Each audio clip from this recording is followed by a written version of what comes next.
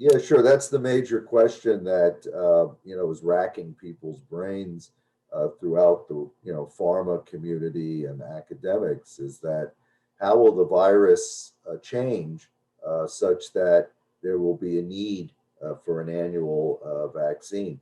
I mean, it's my strong belief that our vaccine will have more longevity of protection than the current EUA vaccines, which nobody really knows how long the protection will last.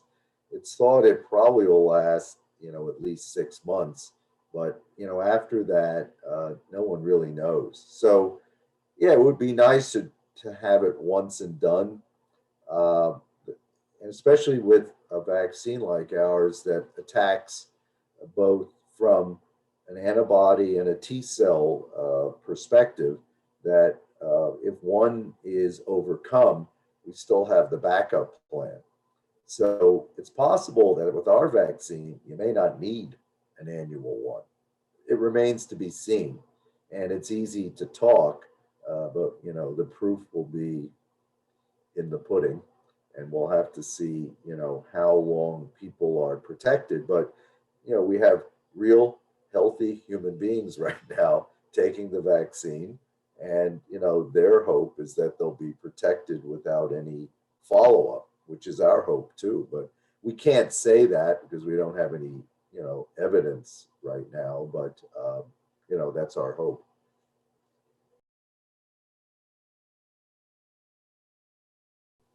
The rollout wasn't as efficient as I would have liked it, and there wasn't sort of an understanding of the need for speed, because we have all these appropriate competitors, and certainly we want everyone to be protected.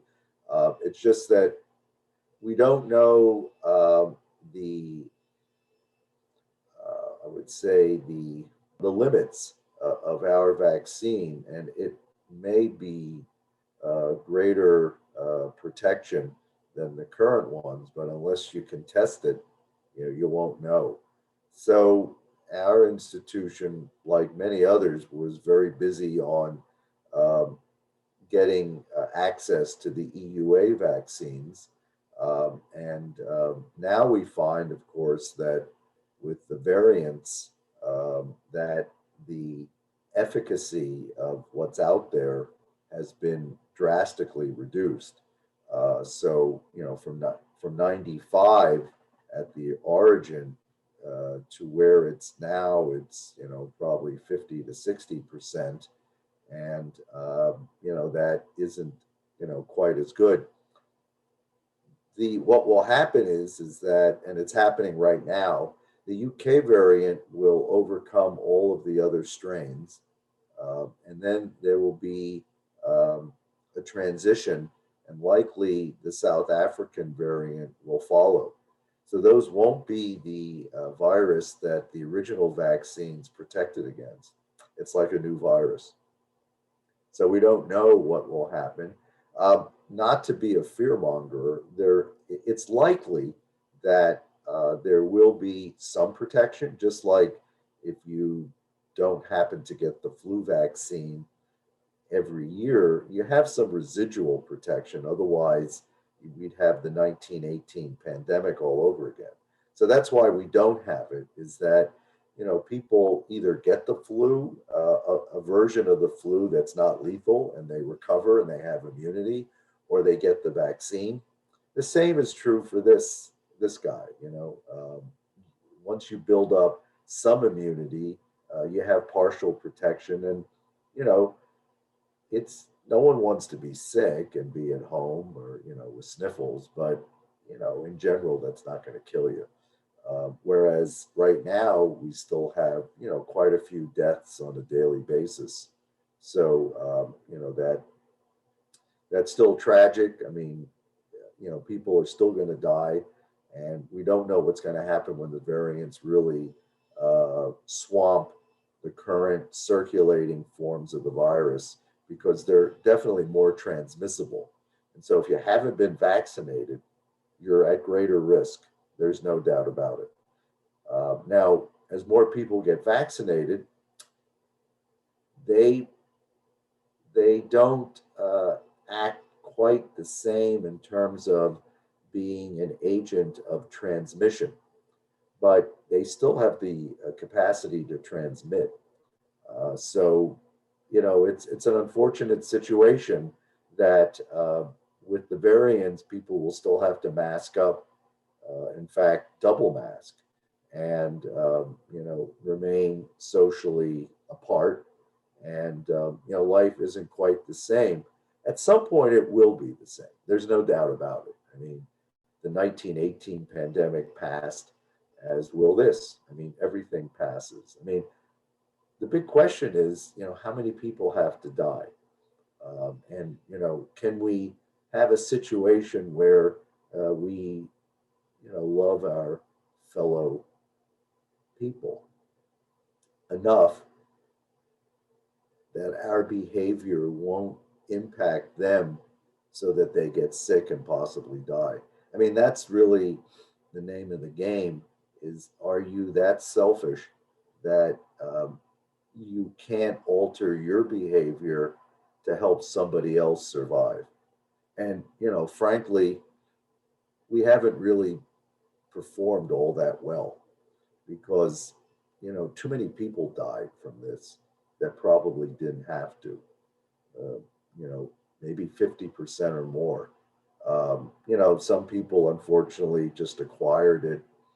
Um, yeah, it's a sad situation, but here we are, and things are definitely on the uptrend in terms of protection, and I believe that by the end of by fall of 2021, we should be in a far better place than we are now. So maybe that's the uplifting comment so people don't feel too depressed about being at home. I mean, it's awful for everyone. Even if you've been vaccinated, you certainly don't want to be responsible for somebody else, getting sick. So it's a huge dilemma. Sure. Well, if you are, a patient having a condition that compromises your immune system, unfortunately, you have to be somewhat of a hermit. You can't take too many chances because you know the the risk is too great. Uh, for those who are healthy, um, who have been vaccinated, that's really the group that's going to expand, and we really have to decide how to balance our mental health with our physical health, and that's it's going to be a more interesting question as time goes on, because nobody really wants to be cooped up forever, or the thought that they're going to be cooped up forever. So I read this morning there's an article in the New York Times about COVID absolutism. So it's a contrary view, and it was interesting that it came out of the New York Times. But how safe do we need to be versus having some social interaction? And I don't know that anybody really knows, and um, we don't know really the impact of the viruses that evade the vaccines. How traumatic will that be in the end? And then, of course, I mean, people who don't have any protection, that's still scary, because these new variants are much more transmissible. And so my guess is that if you're 6 feet apart and somebody is yelling at the top of their lungs, you could still possibly get sick. So uh, people have to decide, but clearly the absolutist point of view is that until you get vaccinated, you probably have to weigh the risk of everything you do and decide, is it worth it? I think everyone has to make their own decision about that, and then just like in any other societal decision, what you do can't negatively impact somebody else.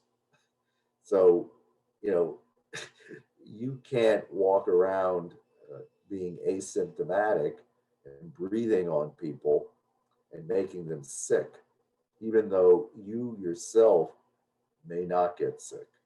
That, is sort of an antisocial thing, which, is not all that rare. I mean, you see it.